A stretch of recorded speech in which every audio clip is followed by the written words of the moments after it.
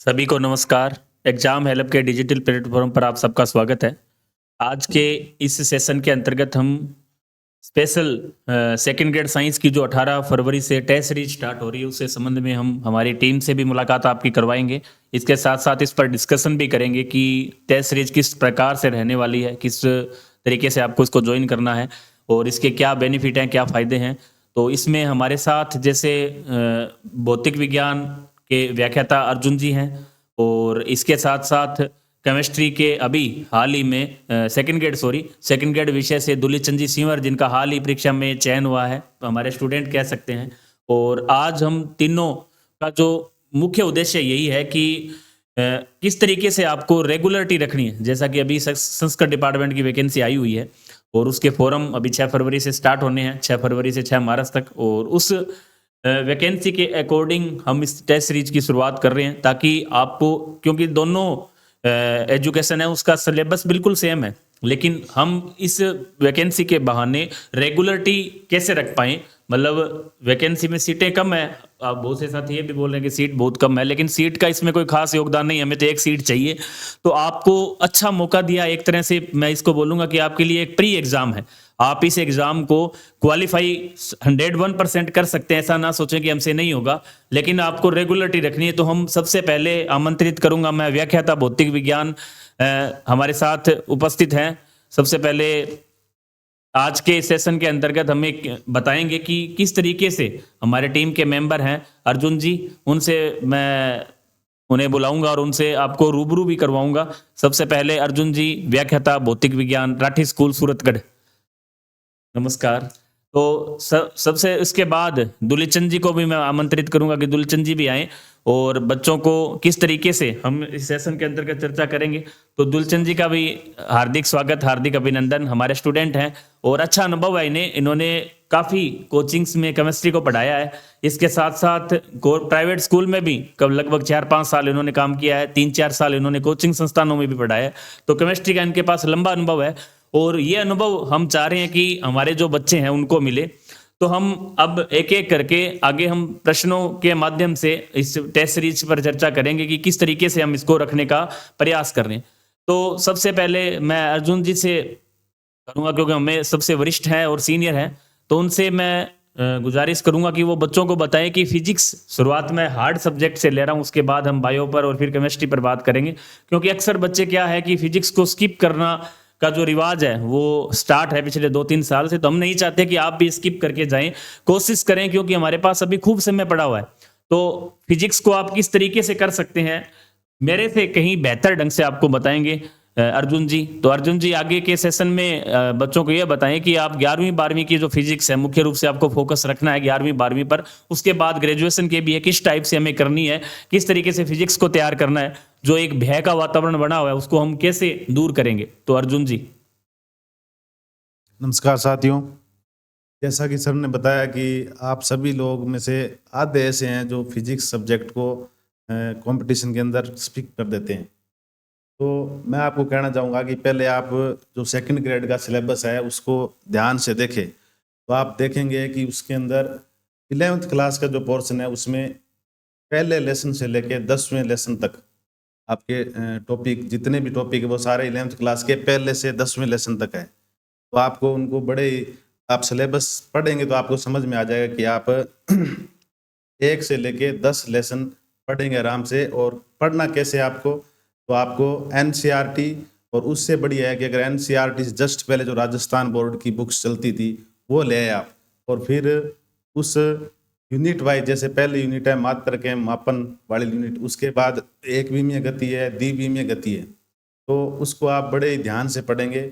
और पढ़ना कैसे है, आप जो टॉपिक कर रहे हैं उसको ऐसा कर देना है कि उसमें अगर कोई क्वेश्चन आ जाए तो वो आपसे छूटना नहीं चाहिए, सबसे पहली बात यही है। और पढ़ना कैसे, जैसे आपने एक टॉपिक उठा लिया कि न्यूटन की गति के नियम, और पहला नियम आपने अच्छे से पढ़ लिया, तो फिर आप पहले नियम के ऊपर जो न्यूमेरिकल जितने बन रहे हैं उनमें से 8-8, 10-10 न्यूमेरिकल आप हर टॉपिक पे निकालेंगे, तो उससे आपको और आसानी रहेगी। नॉर्मली क्या होता है कि जैसे हम कोई भी टॉपिक पढ़ते हैं फिजिक्स का, वो बस पढ़ के परिभाषा पढ़ ली कि बस ठीक है पढ़ दिया हमने, लेकिन आप फिजिक्स के अंदर कोई भी नियम है उसका फॉर्मूला ध्यान से पढ़िए और फॉर्मूला पढ़ने के बाद आप उस पर जितने न्यूमेरिकल निकालेंगे तो उसको आप जो आपका कॉन्सेप्ट है वो ज़्यादा क्लियर होगा। न्यूमेरिकल एक्चुअल में सर फिजिक्स के अंदर एक प्रैक्टिकल के हिसाब से होता है कि अगर आपने प्रैक्टिकल कर लिया तो फिजिक्स की थ्योरी अपने आप समझ में आ जाएगी।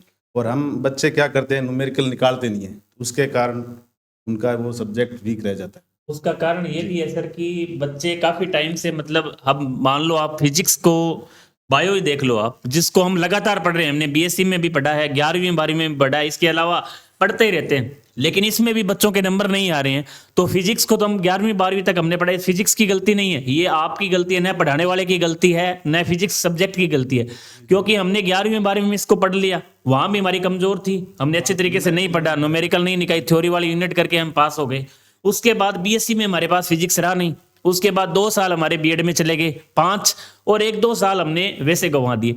तो हम किसी सब्जेक्ट से 7 साल से किसी सब्जेक्ट को हम दोबारा हाथ लगाएंगे, दोबारा पढ़ेंगे, तो उसके लिए हमें कम से कम साल भर का समय चाहिए। तो हम तो ये चाहते हैं कि तुरंत प्रभाव से आज हमने फिजिक्स पढ़ी और कल हमारे को फिजिक्स याद हो जाए, ऐसा संभव नहीं है।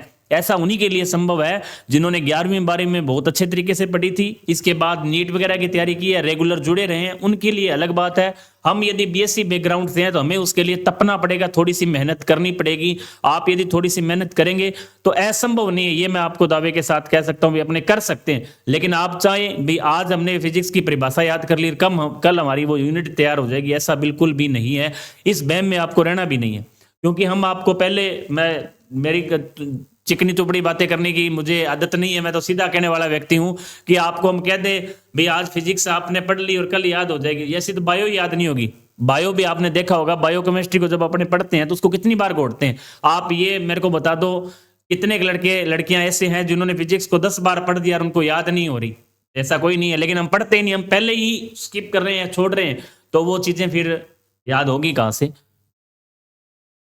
और जो जैसे आपको ये सोचना है कि कौन कौन से टॉपिक्स करने हैं, तो मैं चाहूँगा कि आप मात्रक मापन वाली यूनिट भी पढ़ें, उसके अलावा गुरुत्वाकर्षण वाली यूनिट है वो भी आप अच्छे से पढ़ें। इसके अलावा जो आप जब राजस्थान बोर्ड की किताब खोलेंगे तो 9वां पार्ट और 10वां पार्ट, 9वां लेसन है जो ठोसों के यांत्रिक गुण है, आगे वाला लेसन है वो है द्रव्यों का यांत्रिक गुण, यानी कि उसमें आप तरलों का प्रवाह है, बर्नौली समीकरण है, कैसिकात्व है। तो जैसे मैं बर्नौली समीकरण बता रहा हूँ, सांतत्य समीकरण बता रहा हूँ, इनमें से हर बार सवाल उठ रहा है। ठोसों के यांत्रिक गुण में यंग प्रत्यास्थता गुणांक है, आयतन प्रत्यास्थता गुणांक है, उसमें से भी सवाल बनता है। और इसके अलावा 11वीं क्लास में आप पढ़ेंगे एक आगे थर्मोडायनेमिक्स उष्मागतिकी पर है, जिसमें कार्नो इंजन है। कार्नो इंजन से एक सवाल आता ही आता है, और उसमें कार्नो इंजन का एक फॉर्मूला है जो आपको याद करना है, उसकी दक्षता का, और उस पर सवाल आता है। अब 12th क्लास में चलें तो 12th क्लास में जो आपको यूनिट पढ़नी है वो है किरण प्रकाश की और तरंग प्रकाश की। यानी कि अगर आप बुक्स से बात करेंगे, बुक्स में कौन कौन से लेसन है, तो 9वां और 10वां लेसन है वो तो आपको अच्छे से पढ़ना है। और उसके ऊपर मैं बार बार एक ही बात कहूँगा कि जितने न्यूमेरिकल निकालोगे तभी आपको वो बातें क्लियर होगी। अब इसके बाद आप अगर बीएससी के अंदर जाएंगे तो बीएससी के अंदर आप अगर 12वीं क्लास के अंदर एक लेसन और है प्रकाश विद्युत प्रवाह वाला, उसके अंदर आइंस्टीन समीकरण है, उसके अलावा उसके अंदर आपको हाइजेनबर्ग का अनिश्चितता का सिद्धांत भी मिलेगा, तो वो पढ़ेंगे आप। तो हाइजेनबर्ग के अनिश्चितता के सिद्धांत पर भी एक क्वेश्चन मिलता है, वो आप केमिस्ट्री में भी पढ़ते हैं मेरे हिसाब से। और फिर आप क्वांटम मैकेनिक्स की बात करेंगे, बीएससी में चले गए हम, तो क्वांटम मैकेनिक्स के अंदर क्वांटम यांत्रिकी है जो, उसमें भी एक यूनिट आप आराम से पढ़ के उसको कवर कर सकते हैं, क्योंकि उसमें पहली जो क्वांटम मैकेनिक्स के पोस्टुलेट नाम की एक यूनिट है, उसको आप पढ़ेंगे तो आपको आराम से कवर हो, 2-3 पेज पढ़ने आपको उसमें से क्वेश्चन बन जाता है बस। और इसके अलावा आप अगर ज़्यादा जाएंगे तो मेरे हिसाब से पहले आप 11th क्लास और 12th क्लास पे फोकस करेंगे, उसके बाद बीएससी के अंदर ही जाने की कोशिश कीजिए आप। फिर उसमें बीएससी के अंदर उष्मागतिकी के चैप्टर और डाला हुआ है, लेकिन मैं चाहता हूं कि आप अगर 11वीं क्लास की जो उष्मागतिकी है वो पढ़ेंगे तो उसमें एंट्रोपी भी आ जाएगी, एथेल्पी आ जाती है, गिब्स मुक्त ऊर्जा भी आ जाती है, तो वो थोड़ा सा पढ़ेंगे तो आपको वहां से भी क्वेश्चन सोल्व हो जाएगा। जैसा कि सर ने आपको बताने का बहुत ही कम शब्दों में प्रयास किया है कि फिजिक्स को आप छोड़ने की बजाय कुछ यूनिटें, मान लो ऐसा हम नहीं कह रहे हैं, लेकिन छोड़ने की बजाय आप यदि 5-7 यूनिट भी करते हैं तो आपका नुकसान नहीं है, क्योंकि अब हमारे पास समय है, खूब समय है, क्योंकि एक बार पढ़ा हुआ आपको हमेशा काम आएगा। देखो आज की स्थिति ये है कि आज संस्कृत डिपार्टमेंट की वैकेंसी आई है, कल को सेकेंडरी एजुकेशन में आएगी, परसों लैब असिस्टेंट भी आएगी। ये चीजें वहां हर जगह अपने को काम आएगी। उसके बाद आप फर्स्ट ग्रेड की तैयारी करोगे, वहां भी फिजिक्स है, केमिस्ट्री, बायो के जो बच्चे हैं उनको अलग अलग विषय है, उनके सब जगह काम आने वाली चीजें हैं। लेकिन हम स्किप करते करते, जैसे हमने 11वीं 12वीं में जो चीजें नहीं पढ़ी उसका नुकसान हमें बीएससी में हुआ, और जो बीएससी में नहीं पढ़ी उनका नुकसान आज तक हम झेल रहे हैं। तो अभी भी हमारे पास समय है, हम प्रयास यही कर रहे हैं कि स्कूल में बच्चों को किस तरीके से पढ़ाया जाता है उस तरीके से आपको पढ़ाने का हम प्रयास कर रहे हैं, बिल्कुल बेसिक से। और नींव हम चाह रहे हैं, क्योंकि अब रेगुलर हम स्कूल में पढ़ा रहे हैं और पहले हमें यह भी पता है कि आपकी स्थिति क्या रही है, आपकी स्थिति, आपने किस तरीके से फिजिक्स, केमिस्ट्री और बायो को पढ़ा है, किस तरीके से स्किप किया है। तो हमने जो पेपर वगैरह बनाए हैं या वीडियो सॉल्यूशन जिसका हो रहा है, और हमारी जो टीम है पूरी गवर्नमेंट सर्विस में है, और उन विपरीत परिस्थितियों से गुजरने के बाद यहाँ तक पहुंचे तो उन्हें यह भी पता है कि किस तरीके से परीक्षा में प्रश्न पूछे जाते हैं और किस तरीके से बच्चे पढ़ रहे हैं और हमें किस तरीके से आगे पढ़ाना है और किस प्रकार का कंटेंट आपको देना है। तो ये पूरा आप इस मामले में बिल्कुल निश्चिंत हो जाइए कि हम जो आपको कंटेंट दे रहे हैं, हमारी जो टीम कार्य कर रही है वो आपके बिल्कुल बेसिक पर काम कर रही है। और जब आपका बेसिक क्लियर होगा उसके बाद ही आपकी जो नींव है वो मजबूत होगी, आप आगे के कार्य कर पाएंगे। तो आगे हम इसी विषय पर, हमारे जो साथी अभी सेलेक्ट हुए हैं सेकंड ग्रेड में, तो मैं तो आपको हमेशा पता है मेरे वीडियो तो आपके सामने आते रहते हैं, तो हम इनसे आज चर्चा कर लेते हैं कि केमिस्ट्री विषय से साथ साथ इन्होंने किस तरीके से इनका जो अनुभव है वो रहा है, और साथ में आपको ये भी बताएंगे कि केमिस्ट्री को आपको किस तरीके से पढ़ना है और क्या थ्योरेटिकल प्रश्न है, क्या न्यूमेरिकल है, किस टाइप से उनको हल करना है, और इनके जो अनुभव है उनसे हम रूबरू होंगे। दुलीचंद जी। जी सर, केमिस्ट्री की अपन बात करें तो केमिस्ट्री में स्किप करने वाला तो कोई टॉपिक है नहीं जिसको अपन स्किप करें। एक टॉपिक है जिसको अपन चाहे तो कर सकते हैं, लेकिन वो भी इतना हार्ड नहीं है, स्पेक्ट्रोस्कोपी जिसको कहते हैं, ग्रेजुएशन पार्ट का है, लेकिन मेरे हिसाब से उसको भी अपने को थोड़ा बहुत कुछ करना चाहिए। क्वेश्चन उसमें से 1 या 2 क्वेश्चन मैक्सिमम आते हैं। बात करें अपन बाकी पॉइंट्स की, तो सिलेबस के अकॉर्डिंग देखें तो अपन जो 11वीं और 12वीं की जो एनसीईआरटी बुक है सेमेस्टर के लिए सफिशिएंट है। आप पिछले सेकंड ग्रेड का कोई भी एग्जाम उठा के देख लीजिए, डायरेक्ट एनसीईआरटी से क्वेश्चन आए हुए हैं। लास्ट ईयर जो एग्जाम हुआ था सेकंड ग्रेड का केमिस्ट्री में, तो उसके जो एग्जाम्पल थे सर बुक में एनसीईआरटी के, एजिट बगैर डाटा चेंज हुए, डिजिट चेंज हुए भी एग्जाम में आए हैं। अब जो अपने तैयार करनी है केमिस्ट्री, उसका सबसे पहला अपना ये रहेगा कि अपन एनसीईआरटी को अच्छी तरह पढ़ें, उसका जो टॉपिक पढ़ा है उस टॉपिक के संबंधित जो भी क्वेश्चन है, चाहे वो थ्योरेटिकल क्वेश्चन है, चाहे न्यूमेरिकल पार्ट का है तो उसका न्यूमेरिकल है, उसको अपन अच्छी तरह सॉल्व करें। उस पर अच्छी तरह हम बिल्कुल विश्वस्त हो जाएं कि ठीक है भाई ये टॉपिक मेरा गलत नहीं होने वाला है, तब अपन नेक्स्ट टॉपिक पे मूव करें। और ज़्यादा लंबा चौड़ा सिलेबस भी नहीं है केमिस्ट्री का, अगर अपन बड़े आराम से धीरे धीरे करते हैं तो भी मेरे हिसाब से 3 महीने में केमिस्ट्री आराम से कवर हो जाती है। बिल्कुल सबसे आसान और सबसे आसान है, और अच्छा आप केमिस्ट्री में स्कोर भी कर सकते हो। फिर बात रही हमारी टेस्ट सीरीज की, तो जो हम टेस्ट सीरीज ज्वाइन कर रहे हैं उसमें हमने जो पेपर बनाए हैं केमिस्ट्री के, पिछले साल के पेपरों को देखते हुए प्योरली एनसीईआरटी बेस्ड है, लाइन टू लाइन, किस लाइन से कैसे क्वेश्चन उठ सकता है, किस टॉपिक से कैसे क्वेश्चन और फ्रेम हो सकता है, उस क्वेश्चन को हमने टेस्ट सीरीज में इंक्लूड किए। आप टेस्ट दोगे उसमें आप देखना, हालांकि आपको क्वेश्चन जरूर लेंथी लगेगा कि इसमें जैसे एक क्वेश्चन है तो उसमें 4 ऑप्शन है, तो उसमें आपको पूरे टॉपिक के संभावित जो क्वेश्चन है वो 4 ऑप्शन में मिलेंगे आपको। तो आप उस चीज़ को अगर टॉपिक पढ़ने के बाद में टेस्ट सीरीज से अगर सोल्व करते हो तो आपको मतलब प्योरली पता चल जाएगा कि मेरी इस टॉपिक में किस जगह और किस लाइन में मेरे को प्रॉब्लम आ रही है। आप उस लाइन को देखोगे, आपका टॉपिक आराम से क्लियर हो जाएगा। जी सर। जैसा बहुत कम शब्दों में हमें बताया कि केमिस्ट्री विषय से क्या रहने वाला है, किस तरीके से तैयारी करनी चाहिए, तो केमिस्ट्री पर मैं थोड़ा सा बताऊं आपको, तो जहां तक सबसे ज्यादा प्रश्न सही होने की संभावना है फिजिक्स, केमिस्ट्री, बायो में, तो केमिस्ट्री की है। और केमिस्ट्री में सीधे सीधे प्रश्न थ्योरेटिकल बुक से आपको पूछे जाते हैं, और कल परसों में एक वीडियो में मैं डालूंगा केमिस्ट्री पर भी कि आपको किस यूनिट से किस तरीके से तैयार करना है। मतलब जैसे बायो का वीडियो कल परसों डाला था, उसमें हमने बताया था कि आपको किस तरीके से कहा। इसी तरह हम अर्जुन जी से भी एक दो दिन के अंदर अंदर ऐसा एक वीडियो बनवाएंगे दोनों बच्चों के लिए। जो कुछ बच्चे इस पक्ष में है कि हमें थ्योरेटिकल 5-7 यूनिट बता दो, उस पक्ष में भी, और एक बच्चे जो हाई लेवल से वास्तव में फिजिक्स को फिजिक्स समझकर तैयारी कर रहे हैं और वो चाहते हैं कि हमारे प्रश्न 20+ सही हो, किस तरीके से सही हो, उनकी क्या रणनीति रह सकती है। तो हम दोनों ग्रुप पर डिस्कशन करेंगे कि एक तो हमें केवल थ्योरेटिकल यूनिटें या ऐसी यूनिटें तैयार करनी है जिससे हमारा काम चल जाए, 5-7 सवाल सही हो जाए, और एक इस तरीके से कि हमें तो फिजिक्स अच्छी तरीके से पढ़नी है और फिजिक्स को फिजिक्स समझकर पढ़ना है और हमें 20+ का टारगेट लेके चलना है, 20+ प्रश्न सही करने हैं। तो उससे रिलेटेड भी हम इस पर चर्चा करेंगे। तो इससे अर्जुन जी 1-2 दिन में उसका भी वीडियो है जो डाल देंगे। तो आज केमिस्ट्री, फिजिक्स और बायो की हम पहले से आपको बता चुके हैं किस टाइप से करनी है। और बात रही टेस्ट सीरीज की, टेस्ट सीरीज 18 फरवरी से स्टार्ट हो रही है। आने वाली 18 फरवरी से इसका पहला पेपर रहेगा, संडे को रहेगा। और इसके लिए आपको प्ले स्टोर पर जाकर हमारी जो एप्लीकेशन है एग्जाम हेल्प सूरतगढ़ के नाम से ऐसा लोगो लगा हुआ है, तो आप एग्जाम हेल्प के नाम से जाकर ऐसा लोगो आपको सर्च करना है और आप जाकर वहां उसको ऐप को डाउनलोड करना है और वहां पर उसका आपको शेड्यूल फ्री कंटेंट के अंदर आपको इसका शेड्यूल मिलेगा। आप शेड्यूल देख सकते हैं किस टाइप का शेड्यूल रहने वाला है। और हमारी टीम आज आपके सामने है, फिजिक्स के, केमिस्ट्री के, बायो के हम वीडियो सोल्यूशन विद उसका करवाएंगे। जैसे पेपर होगा उसे अगले दिन उसका वीडियो सोल्यूशन आपको मिलेगा और एग्जाम के लास्ट में आपको पीडीएफ मिलेगी। आप पीडीएफ निकलवा कर घर पर भी टेस्ट दे सकते हैं। ऐसा एग्जाम के बाद मतलब सभी पेपर पूरे होने के बाद आपको एक साथ सभी पीडीएफ है जो अवेलेबल रहेगी, आप उसको डाउनलोड करके प्रिंट निकलवा सकते हैं। इसके अलावा टेस्ट सीरीज क्यों महत्वपूर्ण है, तो एक सवाल मैं सर से पूछूंगा, क्योंकि दुलीचंद जी जब प्राइवेट संस्था में पढ़ा रहे थे और पढ़ाते पढ़ाते उनके एक मन में दिमाग में सवाल आया कि नहीं हमें तो तैयारी करनी चाहिए और मेरे को सेकंड ग्रेड लगना है।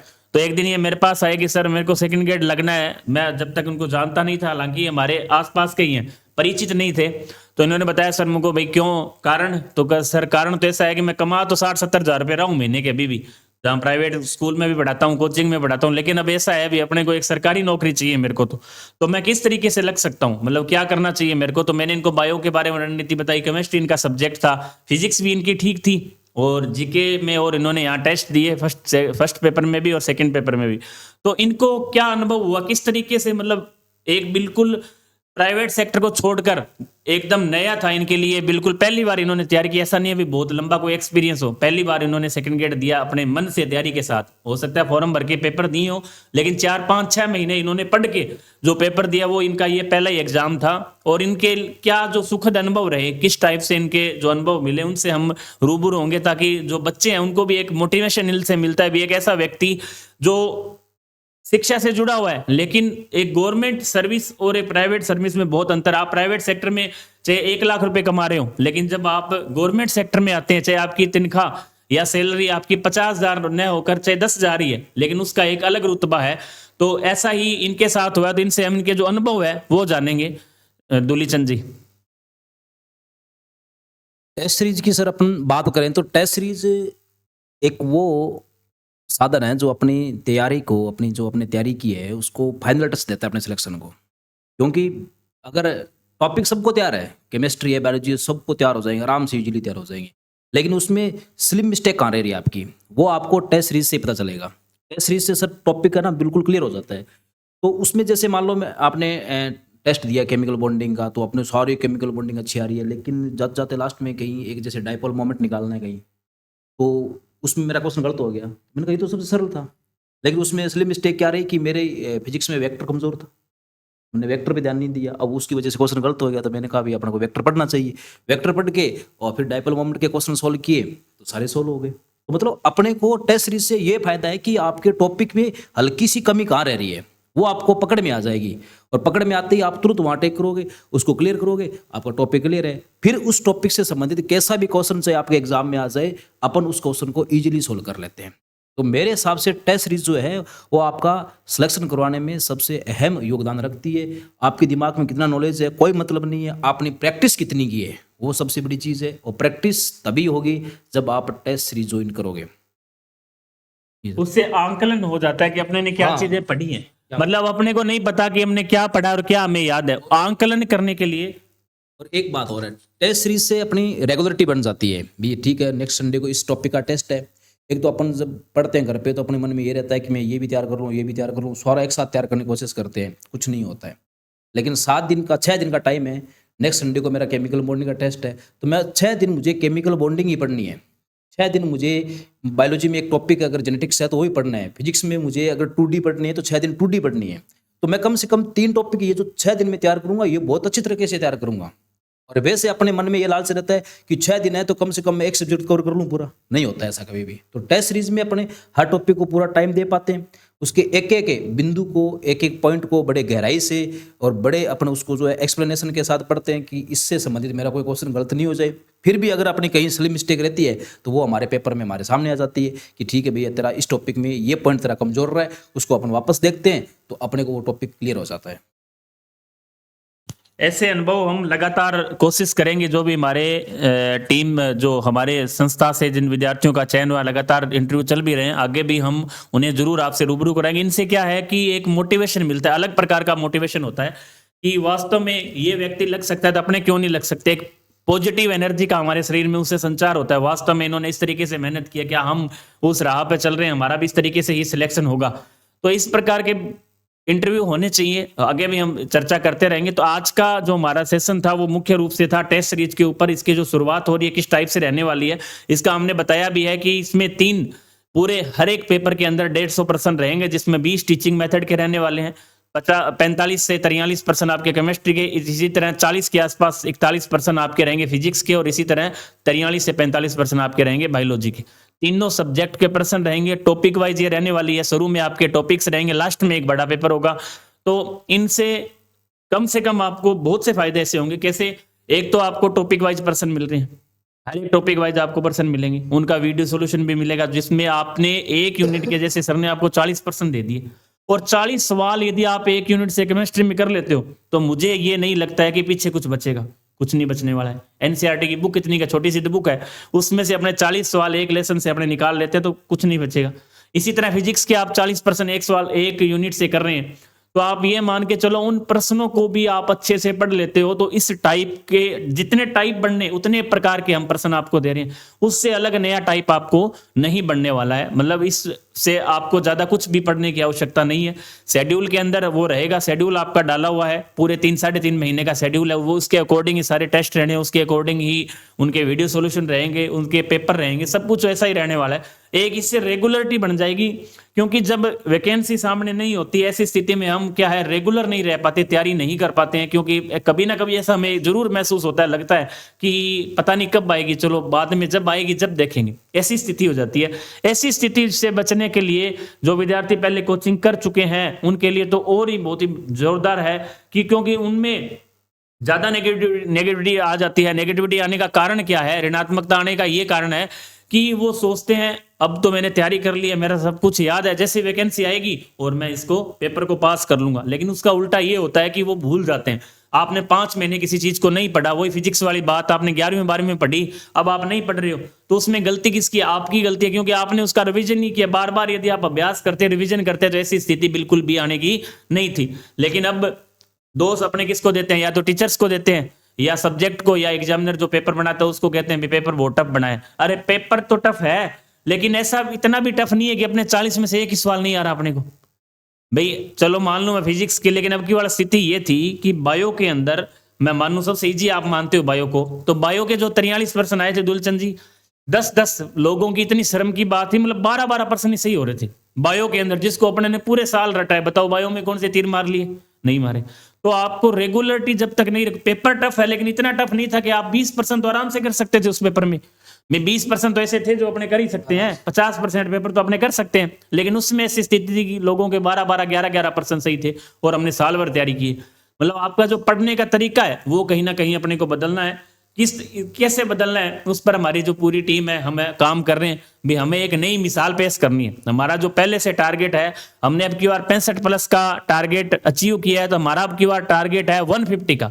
150 सिलेक्शन हमने एग्जाम सूरतगढ़ से देने, ये मैं मान के चल रहा हूं। जब कभी भी एग्जाम हो, चाहे साल बाद हो, 6 महीने बाद हो, 2 महीने बाद हो, हम 150% सिलेक्शन लेके रहेंगे और 150 का इंटरव्यू यहाँ पे करवाएंगे। 150 बच्चों का जो यहाँ से पढ़े हैं, हमारे मार्गदर्शन में जिन्होंने तैयारी की है, ऐसा मेरा टारगेट है और उसे हम 100% अचीव करेंगे। और यदि आप आज से ही 18 तारीख से ही अपने को रेगुलरिटी रखनी है, तैयारी करनी है। ऐसा नहीं है अभी पेपर हो गया और आपने उसको पेपर दे लिया और उसको जैसे ऑफलाइन है तो पेपर ले जाके घर पे रख दिया, ऑनलाइन है तो आपने उसको दोबारा खोला ही नहीं। आप उस पेपर को जैसे समय मिले दोबारा भी देखो भी सर ने क्या पूछा है, क्या हमें हमारा ये सही है या नहीं है, सर ने किस किताब से दिया है, हमने वो पढ़ा है या नहीं पढ़ा। जब तक आप उसका एनालिसिस नहीं करेंगे तो उस पेपर का कोई मतलब नहीं है। आपने पेपर हमारे को फीस दे दी, पेपर ऐप में रिकॉर्ड है, आप उसको देख ही नहीं रहे हो तो उसका क्या फायदा है। इससे अच्छा आप मत लो भाई। आप उस पेपर को ज्वाइन कर रहे हो तो कम से कम आपकी ये नैतिक जिम्मेदारी है कि आपको उस पेपर के प्रश्नों को हल करना है। नहीं आ रहा था आप पूछो, उसका वीडियो सोल्यूशन उसको देखो, फिर भी नहीं समझ में आ रहा था आप संपर्क करें।